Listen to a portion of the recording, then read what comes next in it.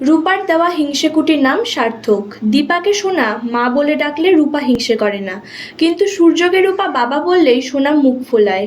ধারাবাহিকের নায়িকা তাই রূপাকেই করা উচিত। অনুরাগের ছোঁয়ার রূপার চরিত্রকে নায়িকা হিসেবে দেখতে চান দর্শক।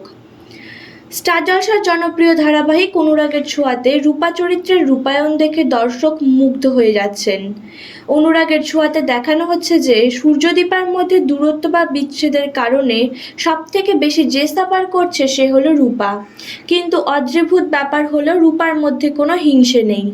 রূপার মাকে যখন সোনা মা বলে ডাকে তখন কিন্তু রূপা গাল ফোলায় না, কিন্তু প্রোমো অনুযায়ী দেখা যাচ্ছে যে রূপা যখন জানতে পারে যে সূর্য তার বাবা তখন সে সূর্যকে বাবা বলে ডাকে, কিন্তু এই কথা শুনে সোনা আবার হিংসে করে।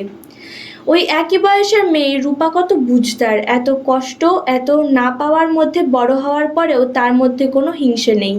তাই দর্শক চায় সোনা নয়, যেন নায়িকা হয় রূপা। সোশ্যাল মিডিয়ায় একজন নেটিজেন লিখেছেন যে রূপার দেওয়া হিংসেকুটির নামটা সার্থক। আগে সূর্য যখন রূপাকে আদর করত, কোলে নিত, তখন সোনা রাগ করত।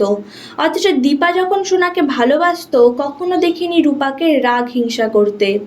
সোনা অসুস্থ থাকার সময় দীপা রূপাকে অবহেলা করে সোনার খেয়াল রাখত, তখনও রূপা রাগ হিংসা করেনি, কষ্টটা নিজের মধ্যেই রাখত।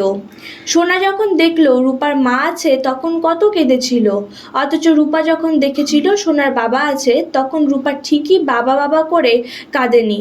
অথচ রূপারই কাঁদার দরকার ছিল, কারণ ছোট থেকেই রূপা দামি কাপড়, ভালো জামা, পড়ালেখা, দামি খেলনা, শপিং মলে ঘোরা, নিজস্ব কারে ঘোরা ইত্যাদি পায়নি, যার সব কিছু সোনা পেয়েছে।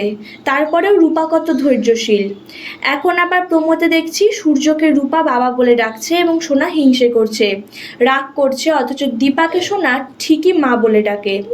কই, রূপা তো হিংসা করে না, সোনা আসলেই হিংসুটে।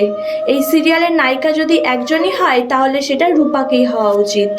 ভিডিওটি ভালো লাগলে লাইক, কমেন্ট, শেয়ার এবং সাবস্ক্রাইব করে দেবেন। ধন্যবাদ।